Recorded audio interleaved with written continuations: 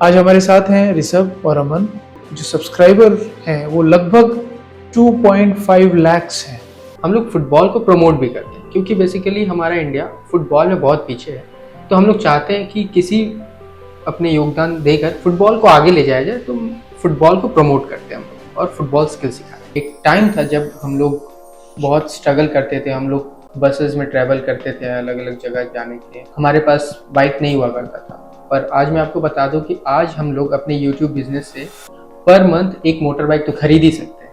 Team की bonding बड़ी अच्छी है। ये जय वीरू की जोड़ी कैसे बनी? बहुत डीप है, लोगों को नहीं पता चलता है। और बहुत सारे लोग ऐसे मतलब कैजुअल मेरे को बोलते भी है कि मतलब तुम लोग कहीं भी जाते हो तो साथ ही जाते हो। मतलब हम लोग जाते हैं कहीं भी तो साथ ही जाएंगे वरना नहीं जाएंगे। कोई भी काम करेंगे तो साथ में करेंगे वरना नहीं करेंगे। मैं 7 से 8 महीने जॉब करता था। जैसे मैंने बताया कि मैं बिलिंग करता था काउंटर पे बैठ के, और मैं अपने बॉस के साथ उनके साथ जाता था। वो कहीं भी जाते थे और मैं उनका बैग कैरी करता था। मैंने थोड़ा प्रॉब्लम भी फेस किया, जैसे कि मुझे 20 रुपए में खाना खाना पड़ता था क्योंकि मेरे पास फंड्स नहीं थे। वो यही बोले थे कि ठीक है तुम देख लो, अगर तुमको काम करना है तो करो, नहीं तो छोड़ दो। एकदम नेक्स्ट मेरे मुंह से यही निकला था कि सर मैं कल से नहीं आऊंगा।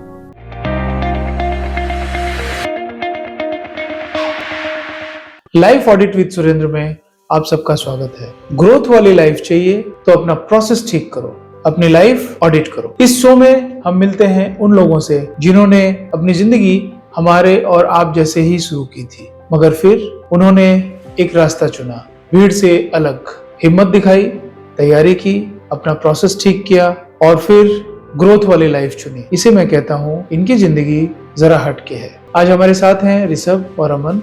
ये दोनों यूट्यूबर हैं। इनके चैनल का नाम है प्ले ऑन। ये लोग फुटबॉल पर ट्यूटोरियल बनाते हैं और इनके जो सब्सक्राइबर हैं वो लगभग 2.5 लाख हैं। जहाँ तक इनकी जर्नी की बात रही है, एक ऐसा समय था जब ये दोनों ऑड जॉब्स करते थे।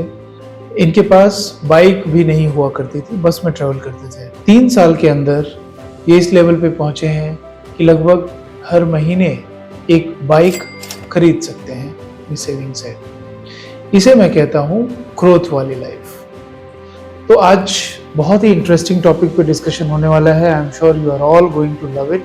आइए इनकी जर्नी खुद सुनते हैं ऋषभ और अमन से। Hello sir. Hello sir. Sir thank you so much, आपने हमें अपने शो पे इनवाइट किया। ऋषभ और अमन, अभी आपकी प्रेजेंट लाइफ कैसी चल रही है और आप लोग करते क्या हैं? सर तो हमारी प्रेजेंट लाइफ बहुत ही अच्छी चल रही है और हम लोग अभी रिसेंटली 2.5 लाख सब्सक्राइबर पहुंचने वाले हैं। और हमारा यूट्यूब चैनल का नाम है प्ले ऑन, जिसपे हम लोग फुटबॉल सिखाते हैं। वो great, play on. Play on और 2.5 lakh subscriber, that's a great number, बहुत अच्छा नंबर है। इसमें एग्जैक्टली क्या करते हैं आप लोग? मतलब किस टाइप के कंटेंट क्रिएट करते हैं और फॉर्मेट कैसा रहता है? सर इसमें हम लोग फुटबॉल सिखाते हैं, फुटबॉल ट्यूटोरियल्स बनाते हैं, फुटबॉल स्किल्स दिखाते हैं और हम लोग फुटबॉल को प्रमोट भी करते हैं क्योंकि बेसिकली हमारा इंडिया फुटबॉल में बहुत पीछे है। तो हम लोग चाहते हैं कि किसी अपने योगदान देकर फुटबॉल को आगे ले जाया जाए। तो फुटबॉल को प्रमोट करते हैं हम लोग और फुटबॉल स्किल सिखाते हैं। That's oh great, great. तो और इसका फॉर्मेट कैसा रहता है? इसका 2 फॉर्मेट रहता है, एक शॉर्ट वीडियो, एक लॉन्ग वीडियो। शॉर्ट वीडियो में भी स्किल सिखाते हैं और लॉन्ग वीडियो में भी स्किल सिखाते हैं। शॉर्ट वीडियो हमारा होता है 15 से 20 सेकंड का एंड लॉन्ग वीडियो फॉर्मेट जो होता है वो 5 से 6 मिनट का होता है। अच्छा, और उसी को डिटेल में करके? जो शॉर्ट वीडियोस रहते हैं उसमें स्किल सिखाते हैं हम लोग 1-2 स्टेप्स में, एंड जो लॉन्ग वीडियो है उसको और इलेबोरेट करके हम लोग सिखाते हैं और डिटेल वीडियो बनाते हैं। तो दोनों में मतलब दोनों का अलग अलग मार्केट है या सेम व्यूअर्स हैं जो कि दोनों देखना पसंद करते हैं, या कौन ज़्यादा चलता है? सर दोनों के अलग अलग मार्केट है, ठीक है। पर जैसे मान लीजिए 40% लोग शॉर्ट्स देखते हैं, 40% लोग लॉन्ग देखते हैं एंड 20% लोग दोनों देखते हैं। अच्छा, यस। अच्छा, ओके। और depending on the content. Yes.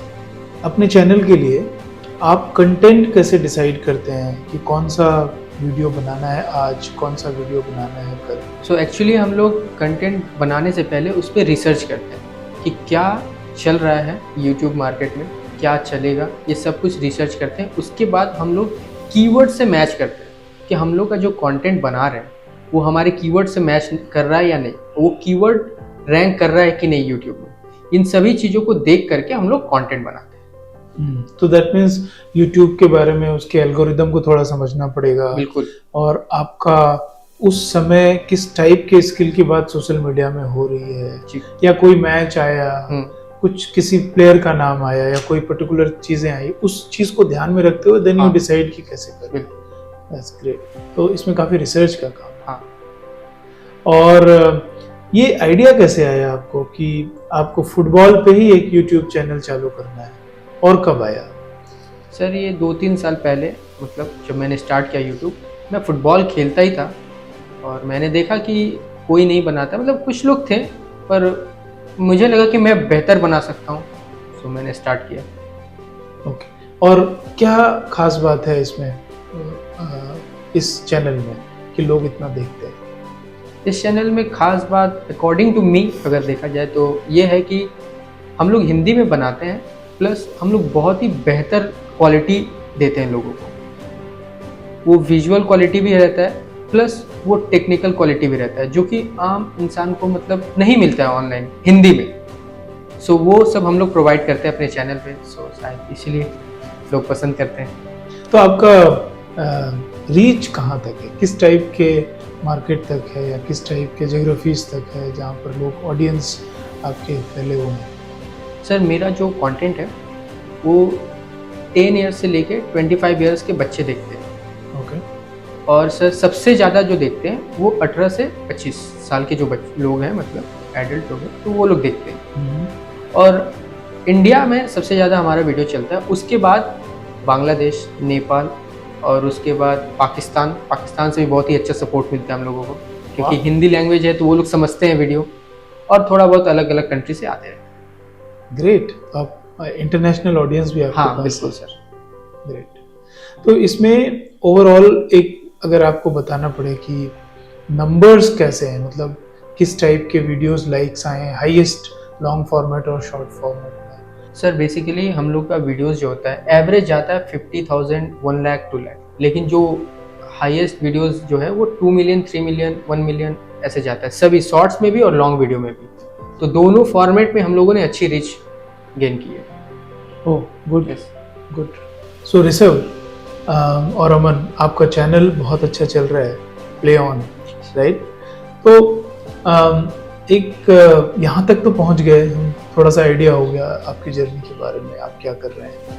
एक बार आपके बैकग्राउंड को जरा और देखते हैं कि कहाँ से जर्नी ये शुरू हुई थी आपकी। बिल्कुल। तो अगर आप बताएं अपने बारे में, आपका बैकग्राउंड कैसा रहा है, रूट्स कहाँ के हैं आपके, स्टडीज़, चाइल्डहुड, इन सब चीज़ों के बारे में। सर मैं बेसिकली कोलकाता से ही हूँ, मेरे पेरेंट्स बिहार में रहते हैं और मैं अपने मामा जी के पास बचपन से ही रहता हूँ। और सर मैंने पढ़ाई भी यहीं से करी है, 10, 12 सब कोलकाता से ही, वेस्ट बंगाल बोर्ड से मैंने पास किया। ग्रेट। सो क्योंकि फुटबॉल शुरू से ही इंटरेस्ट था, या यूट्यूबर बने हो फुटबॉल बनाने के लिए, मतलब उसके ऊपर, या पहले से इंटरेस्ट रहा है आपको? नहीं सर, फुटबॉल मेरा बहुत पहले से इंटरेस्ट था, मैं 5 क्लास से फुटबॉल खेलना स्टार्ट किया। ओके। तो इसको किसी लेवल तक ले गए फुटबॉल को? हाँ सर, 5 क्लास से स्टार्ट किया, फिर उसके बाद मैंने मोहम्मदन स्पोर्टिंग में खेला, साई एकेडमी जैसे बड़े एकेडमी में भी खेला, कोलकाता में ही है साई एकेडमी। ओके। और मोहम्मदन स्पोर्टिंग तो हम सब जानते हैं, इट्स अ फेमस क्लब। तो इसमें किस लेवल पे खेल चुके हो वहाँ पे? सर इसमें मैंने अंडर 16 में खेला था। ओके, ग्रेट यार, कॉम्पिटिटिव फुटबॉल भी आप खेल चुके हैं, इसीलिए वो पैशन है। हाँ। ओके। तो उसके बाद फिर कैसी जर्नी रही स्टडीज के बाद? सो स्टडी के बाद जो प्रॉब्लम मैंने फेस किया वो मेरा फुटबॉल से रिलेटेड ही था, क्योंकि मैं फुटबॉलर बनना चाहता था और फैमिली सपोर्ट नहीं करते थे, उसकी वजह से मैंने अपना घर छोड़ा और हॉस्टल में शिफ्ट हो गया, ताकि मैं सोचा कि फुटबॉल पे फोकस कर सकूं, पर मैं नहीं कर पाया, क्योंकि वहाँ पे हॉस्टल में शिफ्ट होने के बाद आपको अर्न करना पड़ेगा और आपको सब कुछ मैनेज करना पड़ेगा। उसके लिए मैंने कोचिंग पढ़ाया, कॉल सेंटर में काम किया, इन सबको मैनेज करके फिर फुटबॉल मैंने पूरा छोड़ दिया अच्छे से।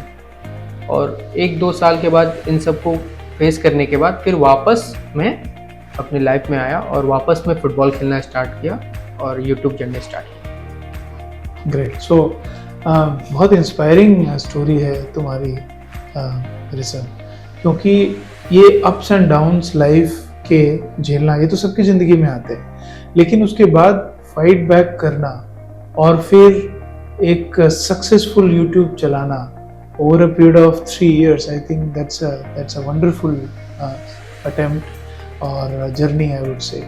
तो उसमें कैसे ये यूट्यूब का आइडिया कैसे आया, मतलब हाउ डिड यू डिसाइड कि यूट्यूब करना है और फुटबॉल में ही करना है? क्योंकि सर यूट्यूब स्टार्ट करने से पहले मैं बहुत दिन पहले से ही photo editing and video editing करता था। सो मुझे वीडियो एडिटिंग फोटो एडिटिंग की अच्छी नॉलेज थी और मैं फुटबॉल तो खेलता ही था। सो मैंने दोनों को मर्ज किया और मैंने ये नोटिस किया कि इंडिया में कोई इतना अच्छा नहीं बना रहा है, और जो भी लोग इंडिया में वीडियो देखते हैं फुटबॉल का वो फॉरेन यूट्यूबर्स का देखते हैं। ओके, सो मैंने हिंदी में वीडियो बनाना स्टार्ट किया अपने स्किल्स को मर्ज करके। सो जर्नी स्टार्ट हो गई। That's good, you identified the gap. Yes, वहाँ लगा कि अपॉर्चुनिटी है और तुम्हारे पास स्किल था, उसको तुमने मैच कराया। तो ये एक इम्पॉर्टेंट अंडरस्टैंडिंग है मुझे जो समझ में आता है, क्योंकि कई बार ऐसा देखने को लगता है कि यूट्यूब में सब चैनल अपना बनाना चाहते हैं और कई लोग इसको अपना कैरियर के रूप में परस्यू करना चाहते हैं, yes, but without actually working on their own skill and without working around their own interests and skills. तो अगर मतलब तुम्हारा मैसेज क्या रहेगा आज के नए यूट्यूबर्स को, या फिर जो एस्टेब्लिश भी हैं, कि किस टाइप के कंटेंट को डिसाइड करना चाहिए, बिकॉज ये डिसीजन बहुत इंपॉर्टेंट होता है। सर मेरा ये ओपिनियन रहेगा उन लोगों के लिए जो लोग यूट्यूब में आना चाहते हैं, उनको अपने आप को देखना पड़ेगा, खुद के ऊपर रिसर्च करना पड़ेगा कि वो किस चीज़ में बेहतर है। अगर उनको कुछ आइडेंटिफाई होता है तो उसके लिए अपना स्किल सेट बनाओ और उसके ऊपर मेहनत करो और उसको लेके आगे बढ़ो। उसी से रिलेटेड आप यूट्यूब जर्नी स्टार्ट कर सकते हो, जो कि आपके लिए इजी रहेगा। अगर आप कॉपी करोगे तो वो नहीं चलेगा। आपका एबिलिटी अगर किसी पर्टिकुलर चीज़ में है तो आप उसको लेके आगे बढ़ोगे तो आपके लिए हेल्पफुल रहेगा।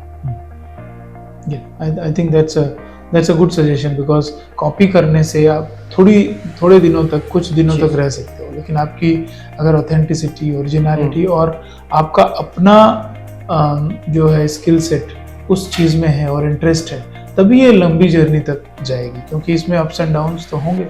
वाह ऋषभ, तुम्हारी बड़ी इंस्पायरिंग जर्नी रही है यूट्यूब तक। तो अमन से पूछते हैं, अमन अपने बैकग्राउंड के बारे में ज़रा बताओ। बेसिकली सर मैं भी कोलकाता से बिलोंग करता हूँ, मैं भी कोलकाता से ही हूँ और मेरी पढ़ाई 12th तक हुई है। मैं 12th तक पढ़ा हूँ और फर्स्ट ईयर में मैं ड्रॉप आउट हो गया था। सर मेरी स्पोर्ट्स की जर्नी स्टार्ट होती है जब मैं 12th पास आउट किया था। उसके बाद मैं रनिंग करता था, 200 मीटर 400 मीटर की रनिंग प्रैक्टिस करता था। तो जब मैं वो करता था तो वो मैं 8 या 9 महीने तक किया था। उसके बाद फैमिली प्रॉब्लम्स आने लगे थे, क्योंकि फैमिली को लगता था कि स्पोर्ट्स में कुछ नहीं है, पढ़ाई में करता नहीं था, क्योंकि 12 के बाद मैं पढ़ाई में उतना अच्छा नहीं था। तो मैं स्पोर्ट्स में मेरा दिल लगता था, बट फैमिली सपोर्ट नहीं करते थे। बट एक सिचुएशन ऐसा भी आया था मेरे लाइफ में कि मेरे पेरेंट्स मुझे पैसा नहीं देते थे, क्योंकि मैं उस समय अर्न नहीं करता था। मेरे पेरेंट्स ही मुझे पैसा देते थे। तो मैं क्या करता था, लेकिन तब भी मेरी प्रैक्टिस मैंने छोड़ा नहीं था। मैं रोज जाता था वॉक करके, 5 किलोमीटर दूर था मेरा क्लब, मैं बस से जाया करता था। बट जब घर से पैसा देना बंद हो गया, उसके बाद मैं वॉक करके जाता था। तो उसके बाद घर की सिचुएशन और भी खराब हो गई, फाइनेंशियल प्रॉब्लम है। उसके बाद मुझे वो रनिंग छोड़ना पड़ा। उसके बाद मैं जॉब ज्वाइन किया, वहाँ पे मैं 7 से 8 महीने किया। उसके बाद फिर मुझे कहीं ना कहीं ऐसा लगता था कि मैं अपने ड्रीम्स को फॉलो नहीं कर रहा हूँ, क्योंकि मैं बचपन से ही स्पोर्ट्स में अच्छा था। तो मुझे लगता था कि मैं स्पोर्ट्स में कुछ अच्छा करूँगा, अपना फ्यूचर बनाऊँगा। उसके बाद 7 से 8 महीने बाद मैंने अपना जॉब भी छोड़ा। उसके बाद फिर मैंने अपना फुटबॉल का जर्नी स्टार्ट किया ऋषभ के साथ। तो आई मीन क्वाइट इंटरेस्टिंग अमन। मुझे लगता है कि ये जो मतलब एक कॉमन चीज़ जो निकल के आ रही है कि हमारे परिवार से जो स्पोर्ट्स के प्रति नो सपोर्ट है। मतलब हमें पुश किया जाता है कि भाई स्टडीज़ ही है। मेरे ख्याल से पेरेंट्स सिर्फ ये चाहते हैं कि हमारा बच्चा सिक्योर रहे, उसका फ्यूचर सिक्योर रहे, इसलिए पढ़ाई ज़रूरी है।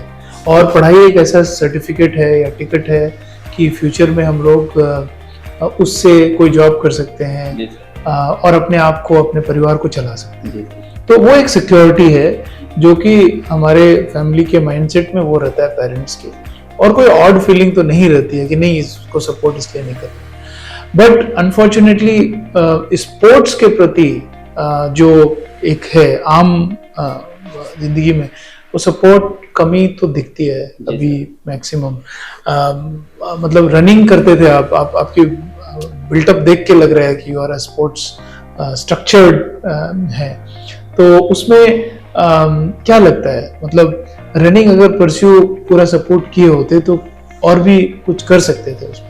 जैसे सर मैंने आपको बोला कि मैं रनिंग करता था, जब मैंने रनिंग के लिए एडमिशन किया था वो आर्यादा क्लब में, तो मैं उतना अच्छा स्टूडेंट नहीं हुआ करता था, क्योंकि शुरू में बहुत प्रैक्टिस होती थी और पाँव में पेन भी होता था, ठीक है। लेकिन जैसे डे बाय डे मैं प्रैक्टिस करता गया कंसिस्टेंटली, उसके बाद मेरी रनिंग बहुत अच्छी हो गई थी।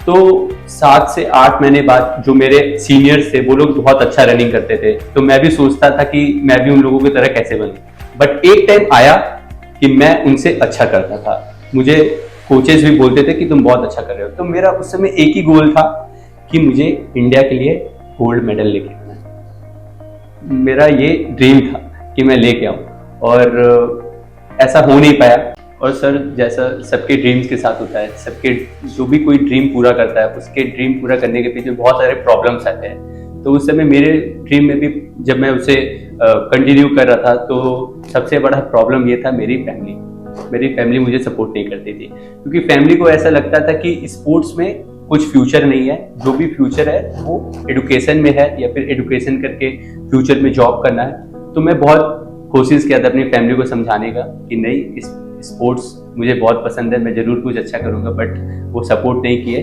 फिर घर में प्रॉब्लम्स और बढ़ते गए, फिर उसके बाद मुझे रनिंग छोड़ना पड़ा। फिर मैं जॉब ज्वाइन किया, क्योंकि घर के सिचुएशंस अच्छे नहीं थे। वहाँ पे मैं 7 से 8 महीने जॉब किया, लेकिन मेरे डीप डाउन में कहीं ऐसा था कि नहीं, मुझे जॉब नहीं करना है, मुझे मेरी जो ड्रीम्स है स्पोर्ट्स के प्रति मुझे वही करना है। उसके बाद 7 से 8 महीने बाद मैंने वो जॉब भी छोड़ दिया। उसके बाद मैंने ऋषभ के साथ मिलके फुटबॉल स्टार्ट किया। उसके बाद यूट्यूब चैनल में दोनों साथ में आए और फिर इसको आगे लेकर के गया जहाँ आज जिस स्थिति में आप लोग पहुंचे हैं, आपकी फैमिली का क्या व्यू है? क्या आपको वो अब सफल मानते हैं? बिल्कुल सर, मैं जितना एक्सपीरियंस किया हूँ, ठीक है, सबके पेरेंट्स यही चाहते हैं कि मेरा जो भी बेटा हो या बेटी हो वो फ्यूचर में सक्सेस हो, ठीक है।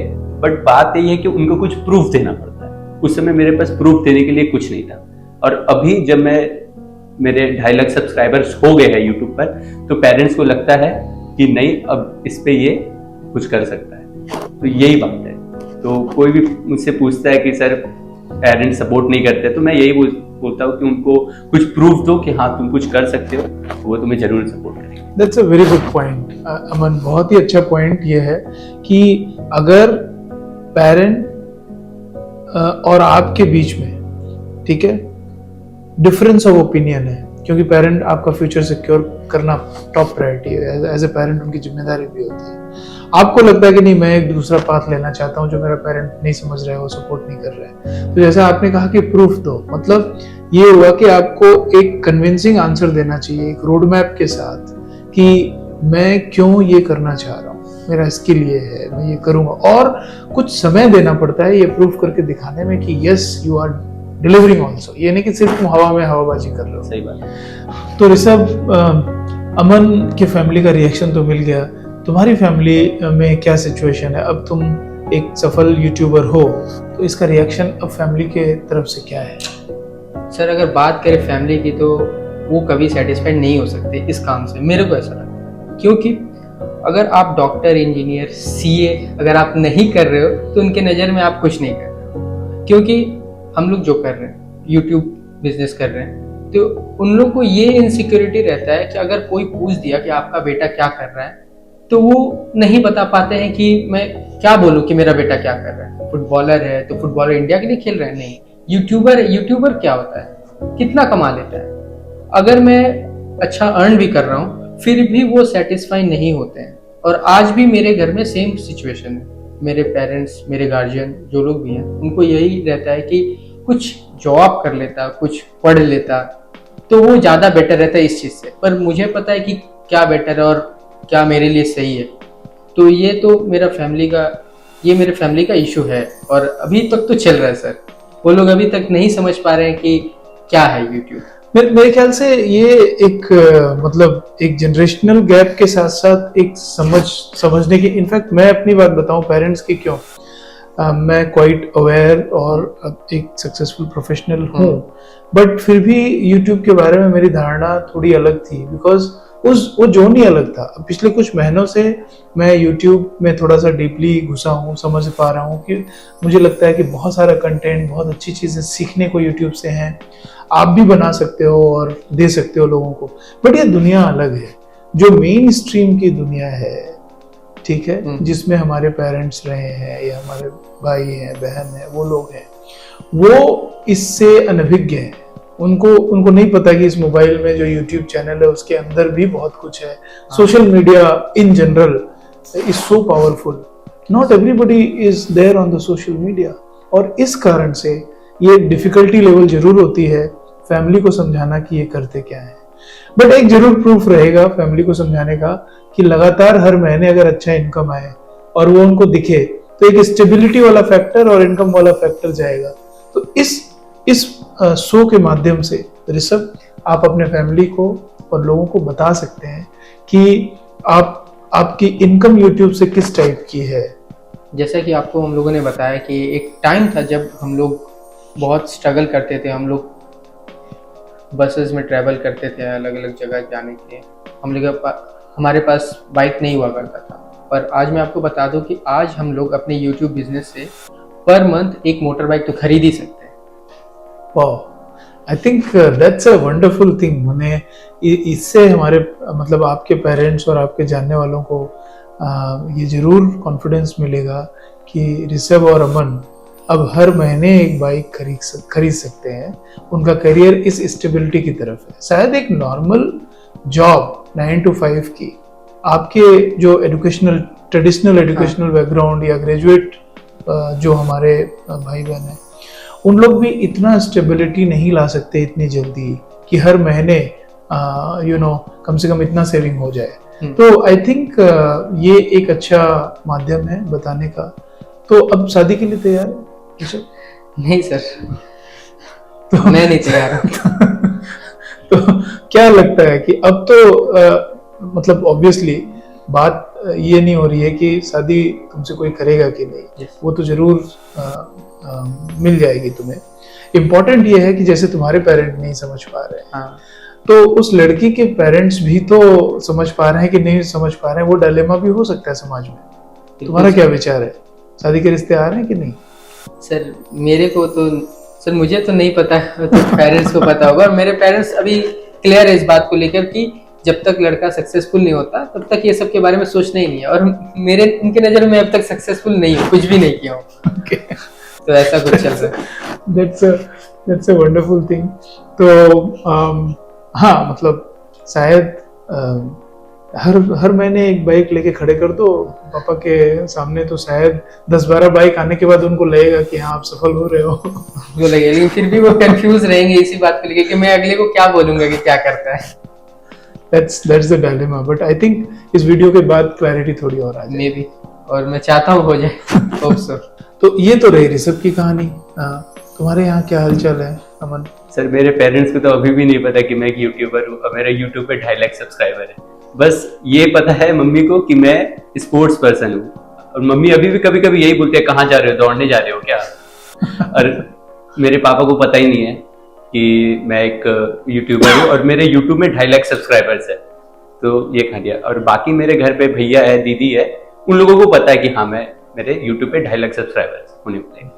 क्योंकि यूट्यूब के बारे में उनको जानकारी नहीं है, इस कारण से। वही जो हम लोग अभी चर्चा कर रहे थे कि वाइड स्प्रेड अभी भी जनरल पब्लिक इससे कनेक्ट बहुत ज़्यादा नहीं कर पा रही है। It will take little more time, but I am sure आपके सक्सेस को देखते हुए लोग और इसको कन्विंसिंगली लेंगे कि भाई कुछ तो अच्छा कर रहा है लड़का। काफ़ी इंटरेस्टिंग जर्नी रही है, आई एम श्योर बहुत लोग रिलेट कर पाएंगे आपकी जर्नी से। तो इस समय आप अगर अपने पास्ट में जाते हो और लुक बैक करते हो कि आपकी जर्नी कैसी रही है अभी तक, तो कैसा फील हो रहा है आपको? तो सर, जब भी मैं अपनी जर्नी को देखता हूँ तो मुझे बहुत प्राउड फील होता है कि मैं कहाँ था और अभी कहाँ हूँ और अभी मुझे आगे कहाँ जाना है। तो मुझे प्राउड फील होता है कि मैंने ग्रोथ किया अपने लाइफ में, पर उन सब के दौरान मुझे अपनी वो उन सब के दौरान मुझे वो अपने स्ट्रगल पीरियड भी दिखते हैं, जो मैंने बहुत हार्ड वर्क किया है, बहुत बार फेलियर्स का सामना किया है, बहुत अलग अलग तरह के प्रॉब्लम को फेस किया है। Failure is a very difficult thing to handle. आप फेलियर कैसे हैंडल करते हैं या किए हैं? सर, फेलियर हैंडल या फिर किसी भी बुरे समय में को मैं कैसे हैंडल करता हूँ, मेरा अपना खुद का कुछ रूल्स है। जैसे कि मैं हार नहीं मानता हूँ, ये मेरा रियल है। मतलब बहुत लोग आके बोलते हैं कि never give up, never give up, लेकिन नेवर गिव अप का जो रूल है वो कुछ अलग तरीके से काम करता है। मेरा माइंडसेट ऐसा है कि आप मुझे किसी भी फील्ड में डालो, किसी भी मुसीबत में डालो, मैं कुछ ना कुछ करके मैं उससे निकल ही जाऊँगा। मैं कैसे भी बाहर आ ही जाऊँगा उस चीज़ से, क्योंकि मैंने खुद को, अपने आप को ऐसा प्रोग्राम कर लिया बहुत बार, बहुत सारे नए नए चीज़ों को ट्राई करके। क्योंकि आप जब नए चीज़ों को ट्राई करोगे तो आप फेल होगे, फिर उससे बाहर निकलोगे तो आपके मसल मेमोरी में वैसा वो प्रोग्राम हो जाता है कि आप किसी भी चीज़ से बाहर निकल सकते हो। तो मेरे साथ ऐसा So that means you are mentally strong. Yes sir. और ये धीरे धीरे हुए हो? हाँ, विद प्रैक्टिस, विद एक्सपीरियंस। और मैं वैसे लोगों को फॉलो भी करता हूँ। जैसे कि अगर मैं बोला हूँ कि मैं फुटबॉल के अलावा जैसे मैं बॉक्सिंग देखता हूँ, तो मैं बॉक्सर एथलीट को फॉलो करता हूँ। जैसे कॉनर मैग्रेगर, माइक टाइसन हुआ, फ्लॉयड मेवेदर हुए, और फिर से मोहम्मद अली। इन लोग का माइंडसेट बहुत अलग होता है, तो मैं उन लोग के माइंडसेट को पढ़ता हूँ, वो लोग कैसे किए। जैसे बास्केटबॉल में लेब्रॉन जेम्स हुआ, तो इन लोग को माइंडसेट को मैं पढ़ता हूँ और सोचता हूँ कि मैं कैसे बनूँ इन लोगों के जैसा। तो धीरे धीरे इम्प्रूवमेंट हुआ है। Great great. तो इसके अलावा इंटरेस्ट क्या है तुम्हारे? मतलब hobbies, interest other than football और यूट्यूब? इसके अलावा सर, मैं फुटबॉल और यूट्यूब के अलावा मैं बॉक्सिंग फाइट देखता हूँ और मैं सॉन्ग सुनता हूँ। जैसे रैप सॉन्ग मुझे बहुत पसंद है, पंजाबी रैप सॉन्ग, और सिद्धू मूसेवाला मेरे फेवरेट सिंगर थे। और उसके अलावा मैं ओल्ड सॉन्ग भी सुनता हूँ। तो Aman, if you look back to your journey, आपकी क्या फीलिंग्स हैं अभी इस समय? कैसा फील कर रहे हो यहाँ तक पहुँच के, थोड़ा सा सक्सेस का स्वाद चख के? सर, मुझे बहुत अच्छा लग रहा है अभी मैं जिस मुकाम पे आया हूँ, क्योंकि मैं लुक बैक देखता हूँ तो मुझे वो दिन याद आते हैं कि वो स्ट्रगल वाले फेस याद आते हैं। बट अभी मुझे बहुत खुशी है कि अभी मैं इस मुकाम तक पहुँचा हूँ। बट मेरे गोल अभी और भी है, मुझे और भी आगे जाना है, तो यही है सर। तो बहुत ही बढ़िया कि अभी भी आप में भूख है और अभी भी एक स्टेज पर पहुंचे हैं, और यही मैं कहता हूं कि ये ग्रोथ वाली लाइफ है। तो जब ग्रोथ वाली लाइफ है तो growth is a continuous process. आप आराम नहीं कर सकते। हाँ, एंजॉय करिए अपने लाइफ को।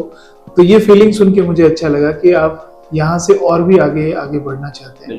That's very great. So success की बात तो हो गई, फेलियर से आपने क्या सीखा? तो सर, फेलियर बात यह है कि लाइफ में बहुत बड़ा रोल प्ले किया है मेरे लिए, क्योंकि फेलियर ही होता है जो हम लोगों को सक्सेस तक पहुंचाता है। अगर आप गिव अप ना करें, तो अगर आप रास्ते के बीच में गिव अप कर देते हैं तो आपको वो सक्सेस नहीं मिल पाएगा। तो मेरे लिए यही है कि अगर आपको फेलियर्स मिल रहा है तो कोई बात नहीं, आप वापस से लगे रहो, अपना 100% दो। अगर कुछ प्रॉब्लम्स आ रहे हैं उसको सॉल्व करो और आपको जरूर एक दिन सक्सेस मिलेगी। Good thought, very positive. Aman, तुम्हारी इस जर्नी में वो जरा हट के मोमेंट क्या था? तो सर, मेरे लाइफ में अगर हट के मोमेंट मैं बोलना चाहूँगा कि जब मैं जॉब करता था और मैं 7 से 8 महीने जॉब करता था। जैसे मैंने बताया कि मैं बिलिंग करता था काउंटर पे बैठ के, और मैं अपने बॉस के साथ उनके साथ जाता था, वो कहीं भी जाते थे और मैं उनका बैग कैरी करता था। तो बात ये है कि जब सैलरी देने का बात होती थी मंथ के एंड में, तो वो मुझे प्रॉपर सही टाइम पे सैलरी नहीं देते थे। ठीक है, तो ऐसे 2-3 मंथ होता है, क्योंकि मुझे घर पर भी टाइम से देना पड़ता था। और मेरे पिताजी एक बार मुझे बोल दिए थे कि तुम पैसा क्यों नहीं देते हो सही टाइम पे। तो मैंने उनको बोला था कि सर, आप मुझे टाइम पे सैलरी नहीं देते, तो प्लीज मुझे टाइम पे सैलरी दे। तो वो उनका एग्जैक्ट वो यही बोले थे कि ठीक है तुम देख लो, अगर तुमको काम करना है तो करो, नहीं तो छोड़ दो। और एकदम नेक्स्ट मेरे मुंह से यही निकला था कि सर मैं कल से नहीं आऊंगा। तो वो बोले ठीक है। और सर मुझे लगता है कि वो ही मेरे लिए सबसे हटके मोमेंट था, क्योंकि अगर मैं जॉब नहीं छोड़ता तो मैं यूट्यूब भी नहीं कर पाता। तो यही है मेरे लिए जरा very very inspiring I would say कि मतलब वहां से करके और यहाँ पहुंचना, डेफिनेटली इट इज योर हटके मोमेंट। ऋषभ, तुम्हारी लाइफ में वो जरा हटके मोमेंट क्या था? सर मेरे लाइफ में जरा हटके मोमेंट मेरा घर छोड़ना था। सर जब मैंने घर छोड़ा तो मेरे पास महज 1100 रुपये थे और मैंने अलग अलग जॉब की, जैसे कोचिंग पढ़ाया और कॉल सेंटर में जॉब करा। तो रोज रोज जॉब पर जाना, 9 to 5 जॉब करना मेरे से हो नहीं पाता था, क्योंकि मेरा वैसा मेंटालिटी नहीं था। तो एक दिन मेरे को लगा कि अब बस हो गया, अब और मेरे से नहीं होगा। तो वही मेरे लिए जरा हटके मोमेंट था। उसको मैं जॉब को मैंने क्विट किया और उसके बाद मैंने यूट्यूब स्टार्ट किया।